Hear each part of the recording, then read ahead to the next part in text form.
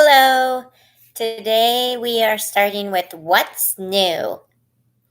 Bailey and I are taking turns mushing the flour and egg goo, and our hands are sticky. Granny Torrelli sits down and props her feet on a chair and says, "Okay, so what's new here on Pickleberry Street?" She's such a goof.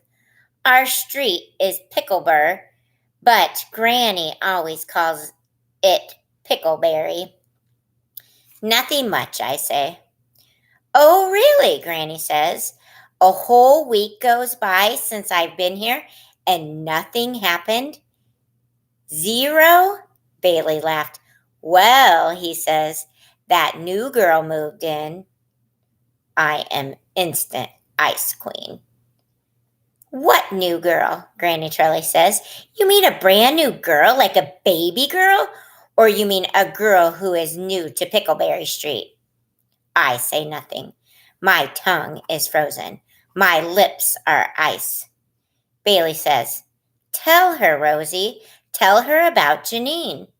My eyes are freezing solid, round ice globs. My ice words drip out. "You tell her, Bailey." Granny Torrelli gives me a look. I know that look. It means, "What's up with you, Rosie girl?" I smush my hands in the dough, studying the sticky mess, saying nothing. Bailey doesn't hear my ice, or if he does, he pays no attention. His sticky hands are suspended in the air while I'm having my turn at the dough. His head is tilted up slightly as he responds to Granny Torrelli. "Janine moved into the old wicker house. You know which one?" "The yellow one across from you?" Granny asks. "No, the green one," Bailey says. "Yellow one's still empty. The new girl is the same age as me and Rosie. Really nice girl. Isn't she, Rosie?" I am managing the almost dough, strangling it. I reply.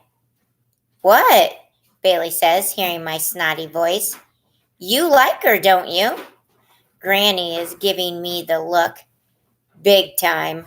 I stop being a jerk, temporarily, and say, "Sure, she's nice," but my snotty self has to add, "I guess." Bailey turns his head toward me and my tight, stringy voice, and he says to Granny, "Well, she seems nice to me. Funny girl, too.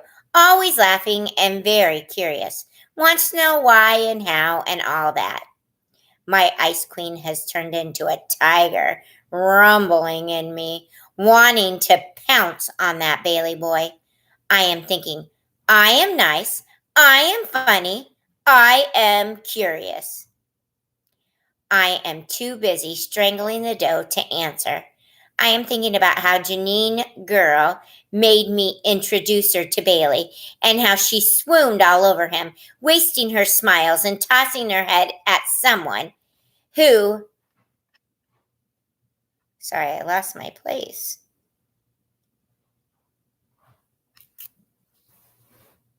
couldn't even see her. And when she figured that out, she cooed and patted him like he was a little dove. And Bailey smiled his big smile at her, and I wanted to throttle them both. I am wanting to push Bailey out of the house and tell Granny Torrelli all this so she will be on my side and know why I am being an ice queen tiger.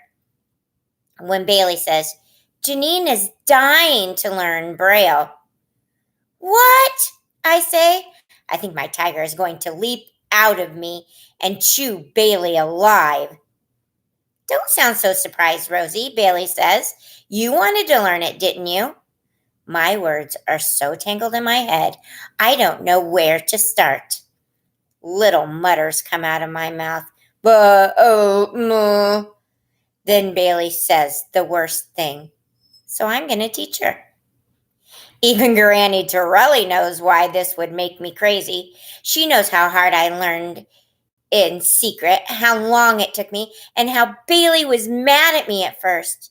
She knows my head must be crazy with wondering why he would so quickly offer to teach Janine. when he never offered to teach me. Bailey must sense something in my mutter because he says defensively, "Well, she asked me, begged me. What was I supposed to say?" That Bailey boy, I am wanting to take the sticky dough and sling it onto his face. Violetta is the next chapter. Violetta. Granny Torrelli says, "Rosie, give Bailey a turn with the dough before you beat it to death." I shove the bowl at Bailey and go to the sink to wash my hands. I scrub them rough as if they are covered with tar. I feel Granny Torrelli's eyes on my back. She said, "Did I ever tell you about Violetta?" "Nope," Bailey says. "Tail." "Rosie," Granny Torrelli says, "you want to hear about Violetta?" "Sure," I say. Anything is better than hearing about nice, funny, curious Janine.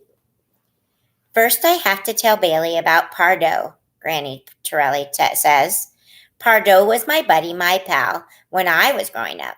We were like this, inseparable," she says, squeezing her thumb and forefinger together, just like she did when she told me about Pardo. Then one day, a girl comes to stay with her aunt next door to Pardo. Her name is Violetta. The way Granny says her name, I hear a little Ice Queen in her voice. "Cool name," Bailey says. "Violetta." "Puh," Granny says.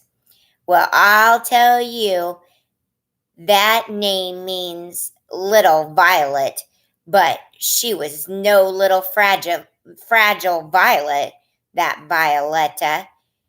She swings into our village, all long curly hair and long legs and big mouth.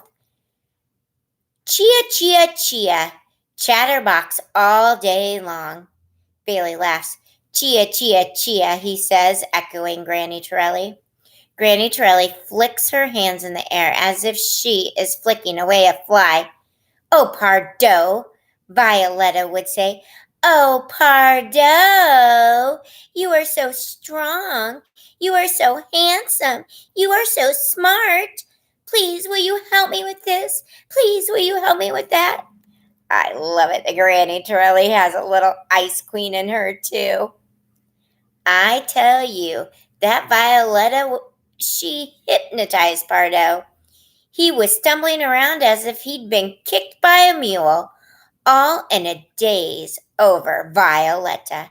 I see Bailey smile, then stop mid-smile. He is thinking, "I wonder what about?" I want to bore a little hole inside his head and see what he is thinking.